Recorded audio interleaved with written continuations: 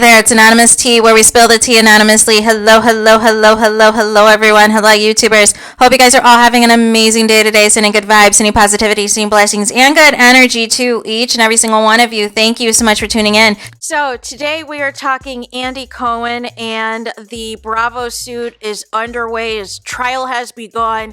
So first things first, anything I say is alleged in my personal opinion, and this is for entertainment purposes only, and none of this is personal, and all of the things, you guys. So let's get into it. So LEAH McSweeney faces off in court against Andy Cohen's lawyers in a dramatic first hearing over the Bravo suit. There was a dramatic Real Housewives throwdown on Thursday, but not a single glass of Pinot Grigio was hurled. A New York court heard oral arguments from an attorney representing Andy Cohen, Bravo, and its parent company, NBC Universal, among others, about why it should toss a suit brought by former Real Housewives cast member LEAH McSweeney. McSweeney, who is a recovering alcoholic, has claimed that the network intentionally tried to make her fall off the wagon to make more ratings-grabbing TV. But lawyers for Cohen et al. Say that the court should throw out the suit because the producer's behavior is protected by the freedom of speech, protected by the U.S. Constitution. Attorney Adam Levin of Mitchell, Silberling, and Knupp argued in a Manhattan Supreme Court that interactions between McSweeney and the producers, even those off camera, were all a part of their attempts to craft a message to the viewers and are therefore protected by the First Amendment. Then Judge Louis J. Lyman pressed Levin on whether there were limits on producers, such as whether they could, quote, beat a cast member off camera so long as the intention was to have them behave a certain way on camera later. He replied by explaining there were exceptions. However, McSweeney's lawyer, Sarah Matz of Alderman Matz, pushed back, saying that courts have never said the limits on free speech stopped at a crime. You are not allowed to breach people's rights simply because you're pointing a camera at them, she said during the hearing. There is a difference between crafting a message and making a show you think people will watch. The case is set to resume after Thursday as the defense requested that discovery, which each side can demand to see confidential messages and files belonging to the other in the case, to be put on hold until the judge has ruled on the motion to dismiss. McSweeney appeared in court Thursday wearing a gray power suit, black shirt, and matching heels. She walked into the courthouse arm in arm with another woman who was wearing a large brown coat. Cohen, meanwhile, was not present at the courthouse. McSweeney, who starred in 2 seasons of Real Housewives of New York City, accused Cohen and Bravo in her suit filed in February of exploiting her alcoholism to boost ratings for the reality show.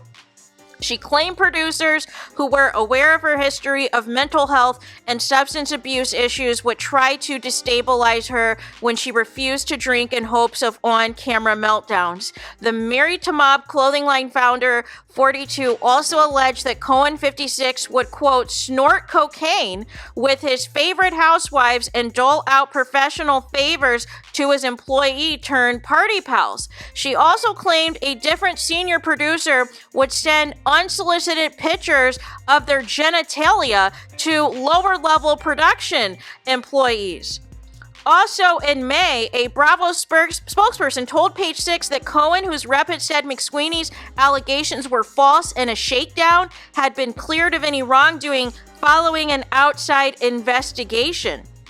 McSweeney's lawyers questioned the authenticity of the probe, though stating that they didn't think this was real.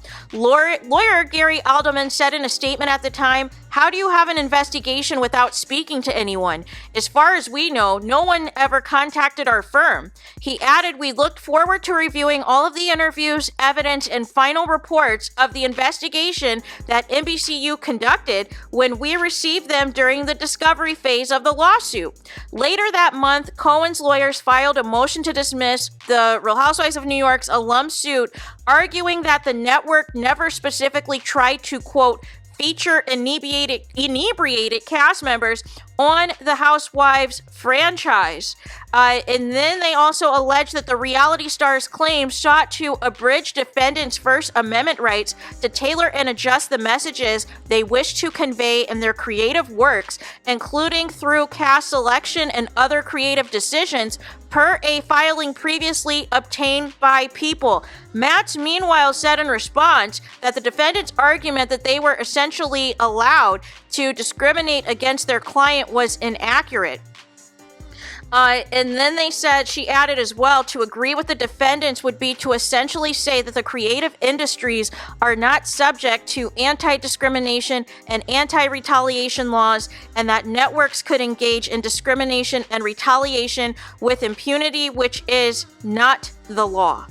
McSweeney filed an amendment to her suit in June in which she claimed that Cohen retaliated against her by, quote, trying to blackball her from the entertainment industry and disparage her in the press. At Thursday's hearing, both sides battled to whether the letter Cohen's lawyer sent to McSweeney and allegedly leaked to the press constituted as an attempt to retaliate against McSweeney for filing her suit.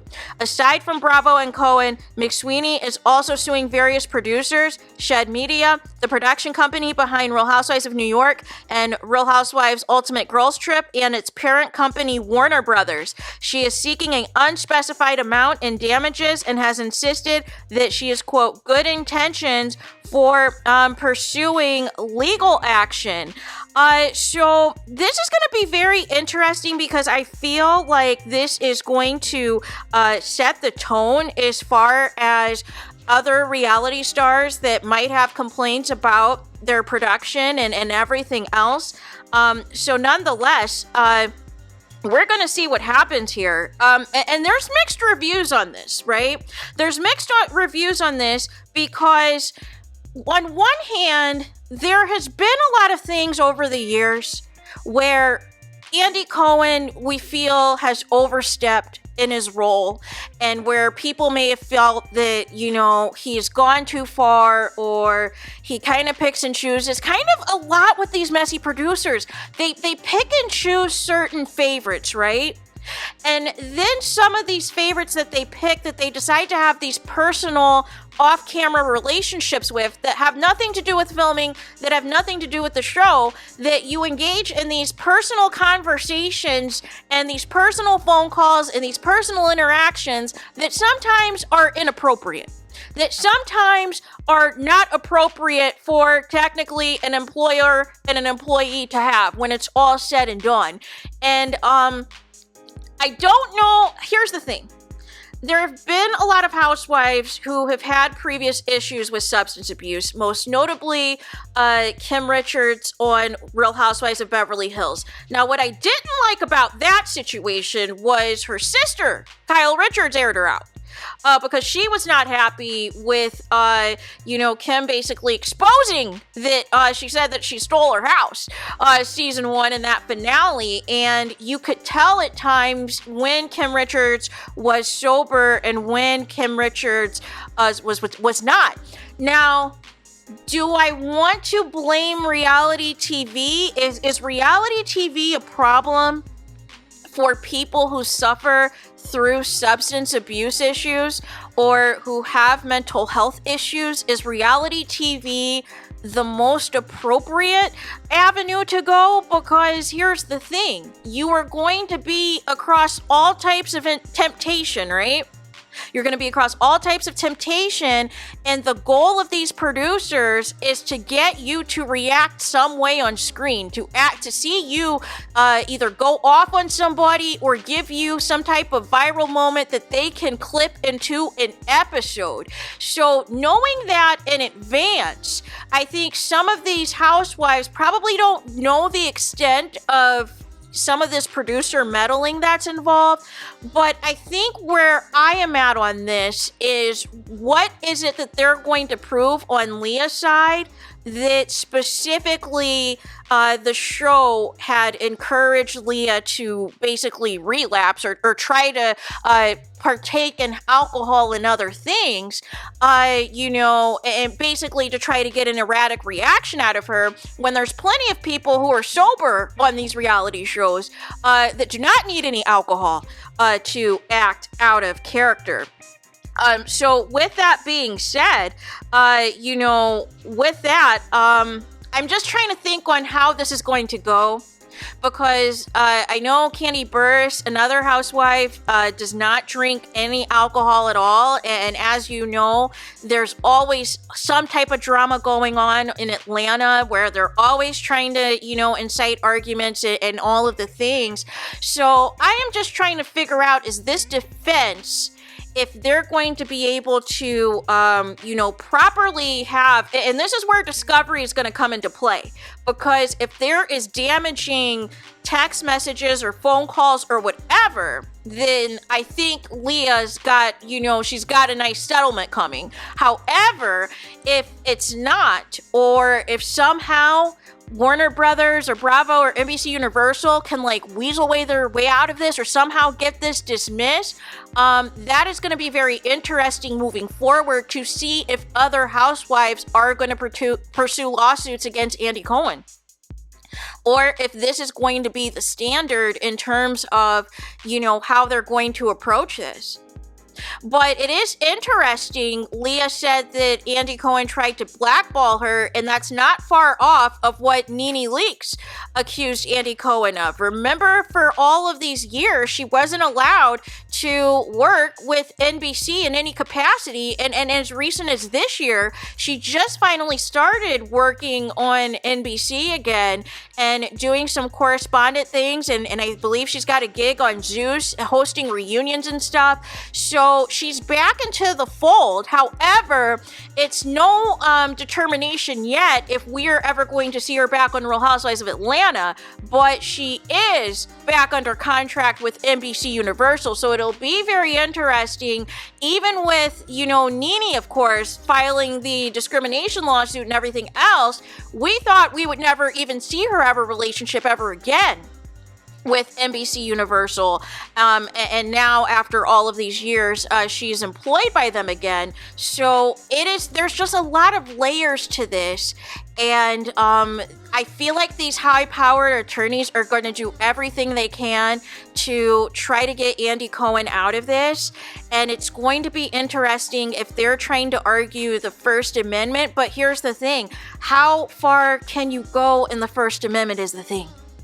There are just some things that are flat out too far.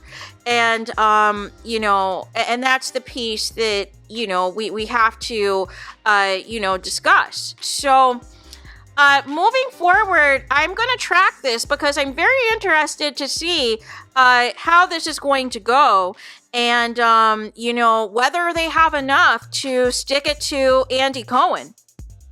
But I feel like I said, Bravo, NBC Universal, Warner Brothers, they're going to do everything to protect Andy, because Andy still very much, even in the midst of all of these former housewives and former Bravo employees that have had some sort of complaint about him or have had some sort of issue about him, on the flip side, there's been a whole bunch of other housewives who have tried to come out as well in support of Andy Cohen and support of, their personal relationships with him.